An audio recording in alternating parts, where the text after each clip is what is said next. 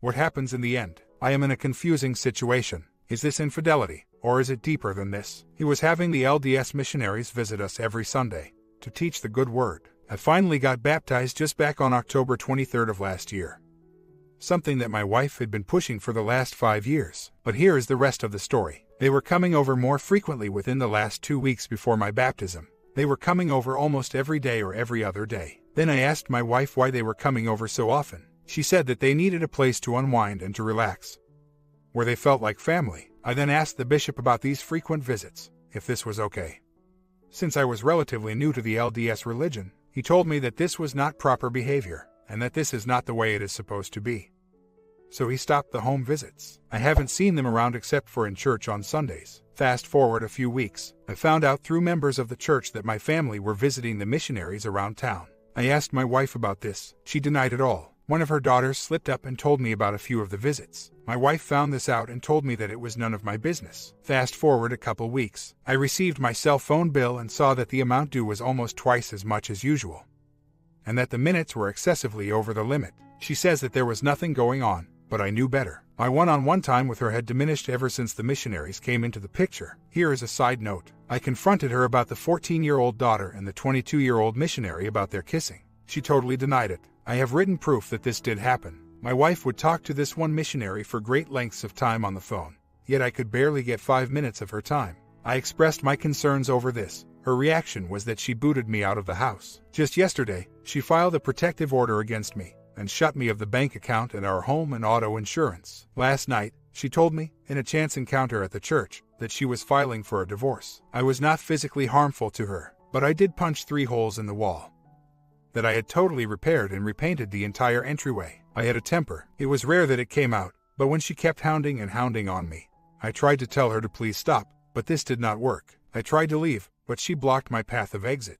I then exploded and she got the reaction that she wanted. By the way, she is also under a depression. She has been taking meds for depression and anxiety for longer than I can remember. She also suffers from PTSD. She claims that it was from her tour of duty in the military, but there are records of childhood trauma that predate the time in the military. She had written countless notes, letters and cards saying how wonderful I was, and how I can fix anything, and how she felt so inadequate.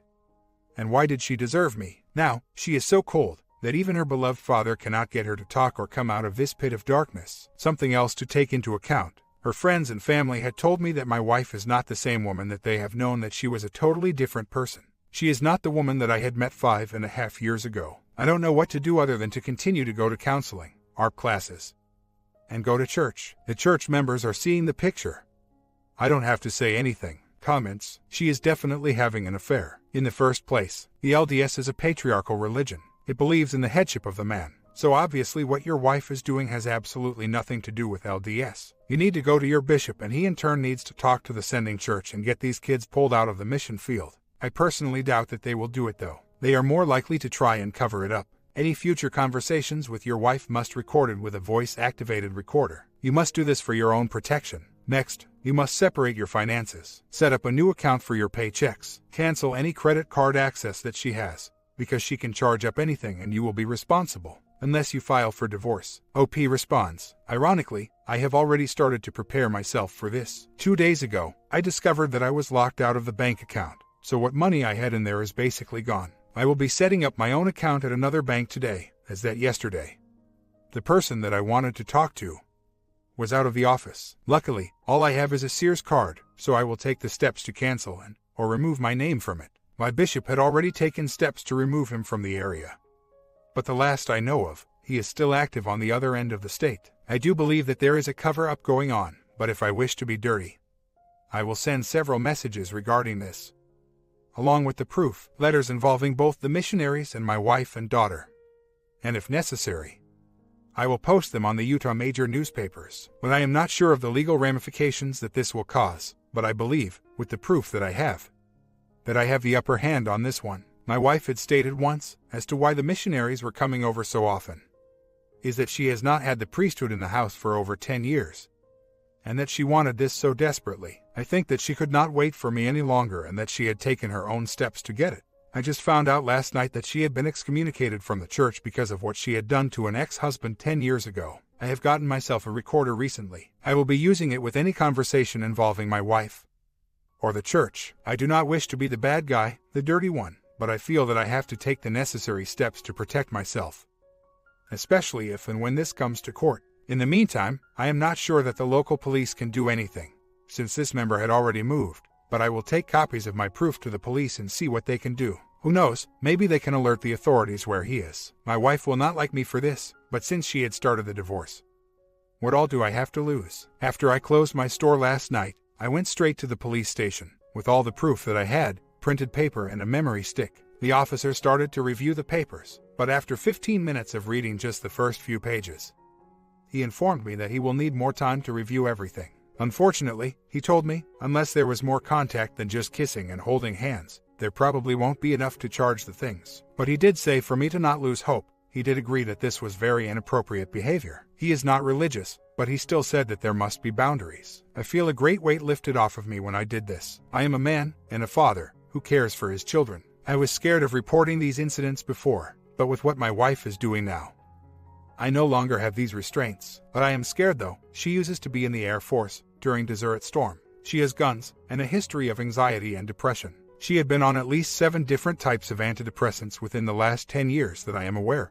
I told him my story that happened a few weeks before of when I blew up at the 2 missionaries, when my wife was going to take them hiking while I worked on her Jeep, including my F-bombs, and for him to leave my property. One of the missionaries puffed up his chest and started to threaten me. Instead of me doing something terrible to him, I got in my truck and left the situation. The officer told me that I did good by leaving the situation, for that he may not have restrained himself as well as I did. She does not have a happy medium. She has to control the situation at all times, and her emotions are well out of the average range. She takes things to the extreme. Either she is extremely happy, or she is extremely sad, etc. My wife has just filed for a divorce. I am looking for tips or advice to try to stop it. I love my wife very much, and I feel that she is not making her decisions with a clear head. This is what her brother and a few of the church members are saying. I am not abusive, I am not a drinker. I have recently been baptized. I have taken in her kids as though they were my own. Even she will admit that I was a good father to them. What started this was my wife had allowed her 14-year-old daughters to date a 22-year-old man. Plus, I discovered soon afterwards that my wife had an EA, which started out innocently, and I confronted her about these things. She got really angry when I told her that I found out. Words were said that I wish that I could take them all back. Her family history is one that if the going gets tough, divorce begins. Her mother has divorced 5 times, her older sister has 3 times, her younger has twice, and my wife has twice, along with a couple of her aunts, her brothers, dad, even her mother. All have said that this was the easy way out. My mother-in-law has told me that if my wife files to fight her on it, she has never had anyone fight for her before. They are all in support for my wife and I to stop the divorce and have our marriage work out. If her father, mother, and brothers are trying to stop this divorce from happening, then that has to say something about me. I am not the most perfect person in the world, but neither is my wife. I am willing to look past her EA and her history, and to forgive her for everything. I want to do what I can to work this out with her. I am afraid for her kids and our daughter. They see what she is doing, so they will think that this will be normal behavior. I know that these girls of hers will fail in their relationships too, for their mother is the same as their grandmother and their aunts. I have already witnessed some of the same traits in 2 of her girls as their mother. I was hoping to break that cycle. This was what her family wanted. Someone who could provide stability in their life. I am afraid that the next guy she meets will end up the same way as me and her 2 last exes. She has developed quite the pattern. Maybe she will recognize this before it is too late. One of my biggest concerns is about the safety of the kids. She had severe postpartum depression back in 1999, after the birth of her 4th girl. She made a frantic call to her father and stepmother, telling them to come get her 4 girls before she drowned them in the bathtub. This was not her only incident. This also happened after the birth of her 1st girl back in 1994. Her parents had to take away her daughter because of certain issues. I was set out on a mission to save her from herself and her self-destructive behaviors. But I am realizing that I am not the one capable or qualified to do that. She is in need of some serious professional help. I told our bishop and my therapist that she needed someone a little more specialized. I will let go of her, but I will fight her on some of the personal property. She wants to keep the old 1965 Jeep, all of the power tools including the drill press, table saw, grinders, and all other hand and power tools. She also wants to keep all of the lawn and riding mowers, the rototiller, and all other yard power equipment. Her brother has no idea as to why she wants to keep them, other than for keeping control of my livelihood. She is losing control of part of her world, so I feel that she is grasping for anything that she can keep a hold of. I will decide to follow through with the divorce, but I will not go down without a fight. I love her still, and I forgive her for everything that she has done, but I will no longer remain dangling at the end of the rope like a carrot being led on by false hopes. I will let her family and friends deal with her. Maybe someday, they will be able to wake her up to reality before it bites her in the butt and takes a chunk of hide off. I did not find out most of this until towards the end of last December when we separated. I knew of some of her issues, such as her depression and her PTSD, but I had no idea as to the severity of them. When I first met her, she was a wonderful, caring, fun-loving gal, with a bunch of kids, 5 from 2 previous marriages. I should have sensed a red flag with the first 2 divorces. But I overlooked this. Yes, I was entertaining the thought that maybe she can see what she is doing wrong and would want to fix our broken marriage. Her family and friends come up to me every day or every other day and tell me that I was the best thing that she has ever had.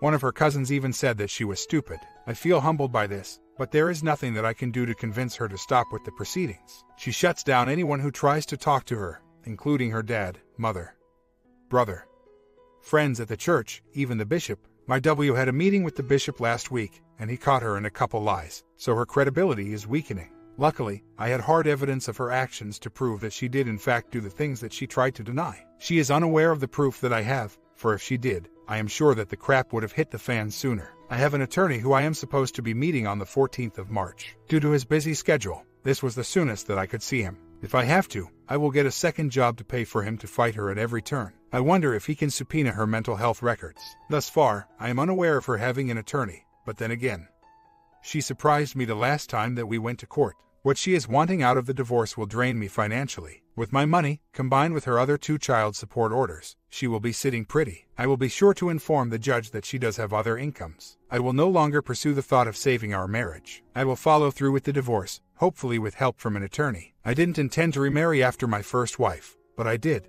and now I am going through it again. I will never say never, for no one knows what the future holds for me. I don't plan on dating for a while, not until the dust settles and I get my life is back on track. I will be afraid of commitments. Unfortunately, the women my age, mid-40s, are in the mindset that they need to find someone to commit to because they think that they are losing their appeal. Plus, they think that the older they get, the less of a chance they have to hook up with someone. At least this is what I have been hearing anyway. Hopefully I will be proven wrong. I guess I can say that through this experience I can learn and grow to become a better person, to know what to do when a situation arises. Today, I am feeling a little more relieved. I am learning how to start letting go of her, and to move on with my life. I am learning to no longer allow her to be an anchor to my progress. Who knows, maybe someday I will find a girl who has more in common so that we can share more in the same interests. 3 months later, the final paperwork has been filed, and I am waiting for the judge to sign them off. Divorce mediation had gone better than I expected. I came out further ahead than I had expected. She kept a lot of my personal possessions, but I did not let this bother me. I told my W as well as the mediator that I was not there to fight over materialistic things. This was the first thing that upset her, for she no longer had a hold on me. There were many people, including friends and her family, who had thought that we could pull through this. But they weren't exactly surprised of the outcome either. They all tell me that she will come back around in due time, but I am not going to hold my breath either. Do I want her back? Maybe, but there will be some things that we will have to be worked out before this can even be considered. I still love her, and I always will. I wish her the best in life. She still has some issues from her past that she needs to work on, ghosts in the closet. As well as her family have told me that she has to learn to differentiate from reality and her Cinderella dream world. Her parents say that she is still expecting her Prince Charming to ride in and sweep her off her feet. She has traded me in for a younger model, half my age younger. I know that this will be short-lived once the dust settles. My closet is getting cleaned out. I have been shooing out the ghosts and sweeping the cobwebs out, getting ready for a new life. Divorce is hell, but if I keep my chin up, I will pull through okay. There are several members of my W's family who say that I am still a part of the family, and I feel humbled by this. I do not want to boast, but they all have said that I was the best thing that she ever had in her life. I appreciate all of their comments. Some of her children still consider me to be their dad. I have been there for them for almost half, if not more than, of their life. For those of you who are going through a divorce, hang in there. It does get better over time. I am no longer grieving like I used to. I have even been getting out more and doing new things. My life has been getting better every day. If you keep a positive note, you will prevail. What has been one of the best things of keeping a positive note? She can no longer get under my skin. Nothing upsets her more than not getting a reaction out of me. I just smile and brush it off. She uses dish out and feed off of my negative emotions. But now, she has nothing to feed off of. Maybe in time, her heart will soften, at least for the kids' sake. There are days where I still struggle with forgiveness, but then again, I am only human. I pray for the strength to carry myself through the day each and every day. I live from one minute to the next, or in my life, one moment, or event, to the next. Learning to let go has been the hardest on me. Everything else somehow just fell into place. We all are given trials and challenges in life to learn, to overcome, and to grow to be a stronger person. Those who just simply float through life have no real experiences. 2 years later, I have been divorced for going on 2 years now. I had discovered my ex-W was cheating on me with another man. During our separation and divorce, she had dated 4 other men, to the best of my knowledge, or more. I used to feel jealous, but now I can only feel bad for the guys that she dates because I am afraid that they too will get hurt. But they are big boys, so they can take care of themselves. It has been a long, rough 2 years, but it is well worth the healing. The first year was the hardest, but after the second year had started, I was feeling a little more relaxed because I had finally learned how to start letting go. Of course, the holidays are still a little rough, especially since I had lost my mother to cancer on Christmas Eve 2 years ago, but I am overcoming my anxieties and actually starting to enjoy the holidays and life again. This past 6 months have been the best for me in terms of healing. In the beginning, I have attended group therapy and counseling, but they will only get you so far. But they did provide me with some really great tools to learn how to cope and to overcome. I have had good company with friends and members of my ex's family. I'm still family to them. I had met a young lady who was going through a divorce as well. I had helped her to move to a new home, plus I had helped her to work on her car and repairs to her home. We were only friends for the past year, but things have started to change for the both of us. Just this month, this young lady and I had started developing an interest in each other. We have built up a strong foundation of friendship and trust, and we can always rely on each other when the other was feeling down or needed something done. Last month I had asked my young lady to go to Florida with me on a business trip. She accepted. She said that she has never had anyone treat her with decency and respect like I have. She still can't believe that I put her wants and needs first before mine, let alone take her on a trip. Life after divorce is hard, but after time and healing it will get better. Sometimes we need that duration of time to heal before we are ready to move on. Today I am as happy as I can be, and I'm just getting happier as each and every day passes. So, for those who are struggling with separation or divorce, I can personally testify that there is light at the end of the tunnel. Sometimes that tunnel is long for a reason, to give you the time that you need to overcome and to heal. In the end, things will always get better. In the past year, I have gotten better at handling the transition, and the realization that things had went the way that they did because they had, and there was no control over life and what has happened. I have finally learned how to let go of her and to move on, because she had no problem moving on. I couldn't live in being miserable all the time. It was just eating away at my insides. I had met a young lady about a year ago. We remained friends, occasionally calling upon each other when we had needed help with something. She was going through a divorce too, so we had something in common. We gave each other support when family and friends didn't, and that was how I had won her heart. I was a changed man because of the help that I had sought, and because of the changes that I had decided to make in my life to make myself a better person. With my confidence and courage, she had noticed that I was, after all, a good guy who could be trusted. We had started dating just a couple weeks ago, so we are still early in our relationship. But we have had so much fun together in these past 2 weeks, fun that neither of us had ever experienced with our past relationships. Just last Saturday, we had taken a road trip just out of town to Dinosaur National Monument.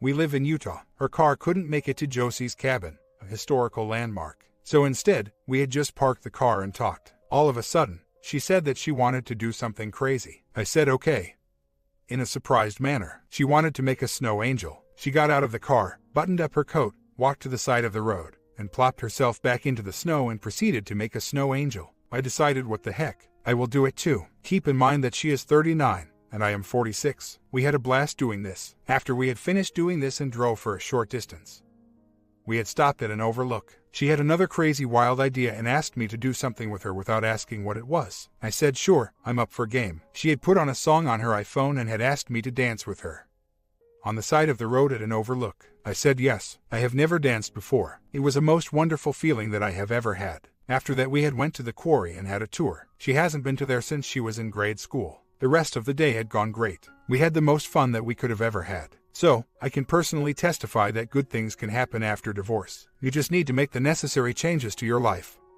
and have the patience, strength, and courage to get through your downtime.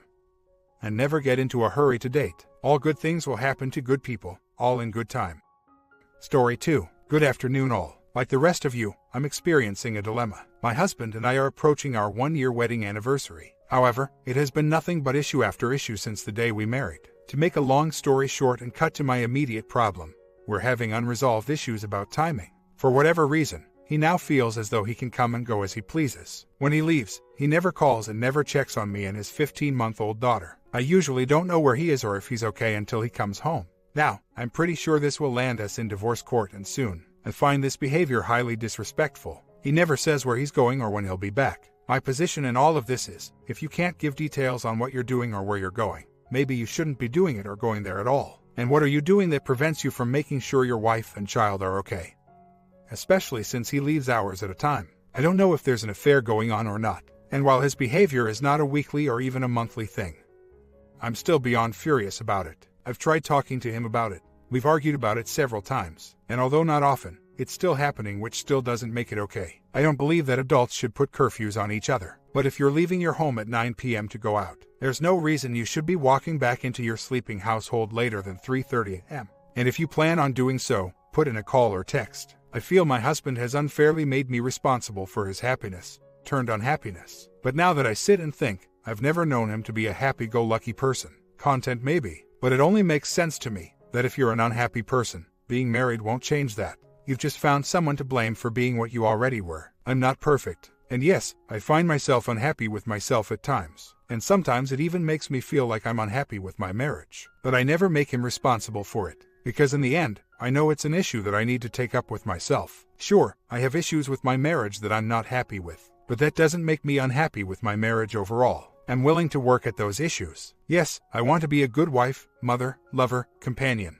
etc., but I can't be his sole source of happiness. I fell for the only man I've ever dated or loved. Now, I'm considering divorcing him because I refuse to waste time, energy, and emotions further on something my H should already know, which is to love, honor, protect, and respect your wife, family, household. And in the event that you can't, be honest and say so. That way, we can all bow out gracefully. RESPECTULLY. I love hard but not often. I'm 29 and I've known my H since we were 11. I'm not broken by love, but I wouldn't marry again if I divorced. I'm sure it's hard being a man, but women carry a very heavy responsibility. If I walk away, I can live knowing I'm only responsible for my child and myself. I never suspected cheating, nor did he ever give me reason to.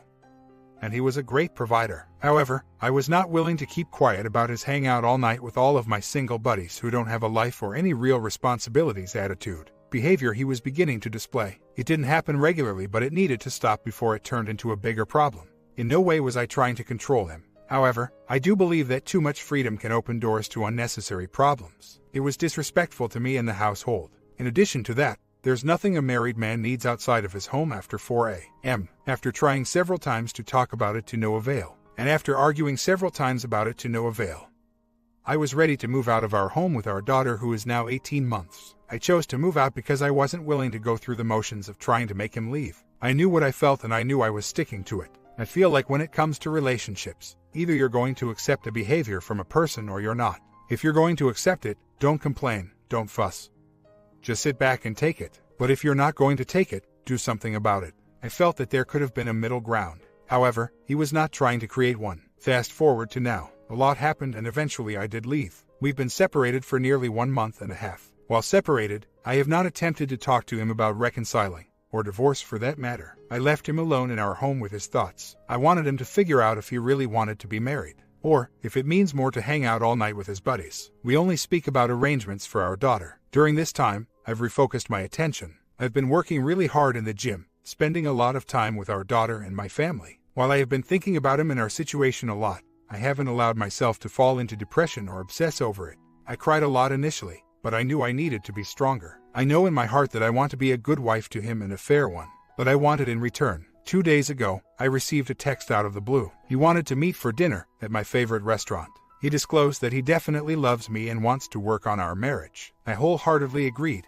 but one day at a time is in order. I do not intend to jump at the chance to move back home. I've been saving up and would like to continue doing so to ensure my own stability, just in case. Before I move back, I would also like to try MC, start attending church regularly and get the lines of communication back on track. 3 years later, I've been through a lot with my H. Too much. Cheating, lying, disrespect, the whole nine. My H is passive-aggressive and may even be a narcissist. He never talks about issues, never disagrees or states what he really feels. Instead, he acts out and expects me to forgive and forget when he's ready to act civilized. Again, he acts as though he doesn't realize the strain his actions have put on the marriage. So, to him, the problems that exist, tension, anger, lack of bonding, and the lack of feeling connected have nothing to do with all he's done to inflict problem on top of problem on an already unstable situation. Yesterday, I realized just how tired I am of feeling worthless, insecure, and disrespected based on his actions. I realized I'm tired of being his safe haven. I never disrespect him. I've never lied or cheated on him, and realize my loyalty to my family has allowed me to be trampled on. I think it's only by the grace of God that I haven't lost my mind. So, I asked for a divorce. I'm at a loss for solutions. I'm a nice-looking woman. I keep myself up and I hit the gym a few times a week. Our home is always clean and our child is taken care of. I work full-time and don't ask for much. I buy nice outfits and have consistently tried to add spice to our bedroom. Yet, he still chooses to act out. I've concluded, the problem lies within him and it's not my job to continue trying to fix a broken soul. It's definitely time to put an expiration date on this mess of a relationship and find myself. Again, a year later, I'm pretty down about the fact that I'm here. However, I feel a bit relieved knowing that I did all I could to save my marriage of 6 years. Deep down, I was hoping we'd stand the test of time. But as time passed and things got worse, I knew eventually I would be the one to pull the plug. I'm not sure what my husband suffers from, but I know he has a disorder and refuses to seek help or even admit something is terribly wrong, on top of having what I believe may be a personality disorder. I believe he also has a physical obsession. I've uncovered 8 affairs. It makes me cringe when I think about how many I don't know about. Yes, I've been tested. I'm clean, thank God. There has been severe emotional abuse, manipulation, and constant passive-aggressive behavior. There's also an issue with alcohol dependency. I can honestly say that if it weren't for me being a strong young woman, I would have probably had a nervous breakdown trying to understand all of the chaos, inconsistency, and immoral behavior. I've asked for a divorce before and was met with crocodile tears and promises of doing better. I've lost all hope for him, for us. I realize I'm too young, 33, to live life burdened with his issues. It would have been different if he was able to admit that something is wrong and he needs help. I would have been there the whole way through. But instead of admitting his issues and taking accountability, he blames me for his actions. I asked him why he didn't ask for a divorce before making a mess of our lives. He said, I was fighting for our marriage. He still insists he is fighting for it. I'm tired, guys, but I'll never count myself out. I'm still standing. I'm determined to give our daughter a stable, emotionally healthy, and positive upbringing. I realize I can't achieve that if I'm not healthy. So, I'm taking the steps necessary to get there. I've broken what was left of my heart today, but I know I will heal and go on to live a happier and healthier life without him. I was once that poor soul. Every time I was thrown a curved ball by him, I worked harder at the marriage. I never stepped outside of it. I've never disrespected him. The light bulb didn't turn back on. It blew up. I've known for a long time that he is broken. Something in me waited. I wanted him to finally break and ask for help. Now, I've accepted the reality of it all. My comment, I'm glad OP walked out. Yes, they took a little bit long. But it's better to make it out eventually than being stuck with the crappy situation forever. Sub and bell and see you.